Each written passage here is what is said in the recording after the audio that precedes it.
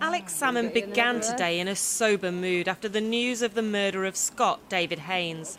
But with so little time left until his historic vote, he carried on with a plan this afternoon to bring out the big guns, the celebrity wing of Team Scotland, who he hopes will appeal to Scottish hearts. Among them, rock band Franz Ferdinand and singer-songwriter Amy MacDonald. People understand and know that this is a prosperous country, and what they want to see is that prosperity and that wealth being used for the benefit of all the people. In other words, a prosperous economy, certainly, but also a fair and just society. And that is the message of inspiration and hope. A few hundred yards down the road, Alistair Darling had wheeled out a very different sight. Finance workers and an economic message aimed at Scottish heads. I am concerned about jobs. Jobs matter an awful lot more than a visit by a rock star. Mr Darling has been boosted by a wave of warnings from businesses in the past few days about the consequences of a yes vote.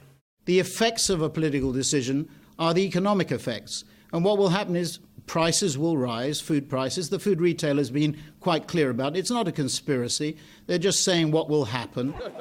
The yes camp are not convinced. We know, for example, that David Cameron was trying to get supermarkets to speak out, to get banks to speak out. Now, I don't question the right of any business to speak out in this debate. What I do question is the No campaign and their deliberate attempts to misinterpret. The Yes campaign are trying to do more than just this emotional appeal. Today there have been warnings about what they think will happen to the NHS if they do not win on Thursday. As for the No campaign, they know they could do with a bit of this stardust. And what sources tell me is that there's a three-pronged approach this week. Not just the economic arguments that we've been hearing or the promise of more devolution, but also a real push to say that you can vote no and still be seen as a patriot.